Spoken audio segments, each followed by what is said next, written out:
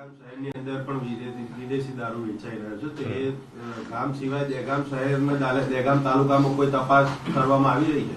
બિલકુલ, બધી જગ્યા પોલીસ તરફથી રેડ વારંવાર કરવામાં આવેલ છે અને આગળ પણ દારૂડીઓ પર રેડ કરવામાં આવશે.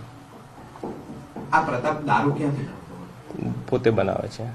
સર, આપના જ્યુરિડિક્શનમાં છેલ્લા મહિનાની ઘટનાક્રમ લઈએ આપણે તો અનેક વાર દારૂ પકડાયો છે, તો હવે આ ઘટના પછી આપ કેવા ઠોસ એક્શન લેવાના છો જેથી કરીને આવી ઘટનાઓ ઓછી થાય? બિલકુલ, જેવી રીતે મેં કીધું, પોલીસ વારંવાર પ્રોહિબિશન કેસ કરે છે અને ફર્ધર ફ્યુચરમાં પણ વારંવાર કેસ કરતા રહેશે. ઠીક છે. પોલિટિકલ બેકગ્રાઉન્ડ છે પ્રતાપને, કોઈ પોલિટિકલ સપોર્ટ? તો ગાંધીનગરના લીહોડામાં દેશી દારૂ અને બીમારીના કારણે 2 મોત થયા છે. સમગ્ર મામલે પોલીસની પ્રેસ કોન્ફરન્સ અને જેમાં તપાસ પણ કરવામાં આવી છે કે આખરે તેમાં કયા પ્રકારનું જે દ્રાવણ છે તે મિશ્રિત કરવામાં આવ્યું હતું. ગાંધીનગરમાં દેશી દારૂનું સેવન અને અન્ય બીમારીના કારણે 2ના મોત થયા અને ત્યારબાદ પોલીસનું પણ તપાસનો ધમધમાટ તુરત જ શરૂ થઈ ગયો. લીહોડા ગામમાં દેશી દારૂ પીતા 2ના મોત, સારવાર હેઠળ પણ હજુ કેટલાક લોકો છે, 7 લોકો છે. ઘટનાના પગલે 108 એમ્બ્યુલન્સ પણ સ્ટેન્ટો ત્યાં છે. 2 અલગ અલગ ગામના 2 વ્યક્તિઓના મોત થયા છે. આ બનાવમાં વિક્રમસિંહ રતનસિંહ અને કાનજી ઉમેશજી ઝાલા નામના વ્યક્તિના મોત થયા છે.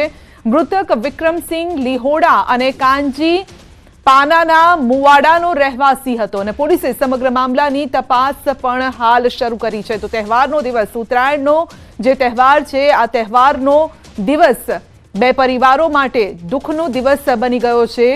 2 ગામમાંથી 2 અર્થી આજે નીકળી છે. પરિવાર પણ નોંધારો બની ગયો છે કારણ કે નાના બાળકો છે. પત્નીના પણ રડી રડીને અત્યારે હાલ બેહાલ થઈ ગયા છે. તો પોલીસે પણ તપાસ હાથ ધરી. તપાસમાં અનેક ખુલાસા પણ તેઓએ કર્યા છે.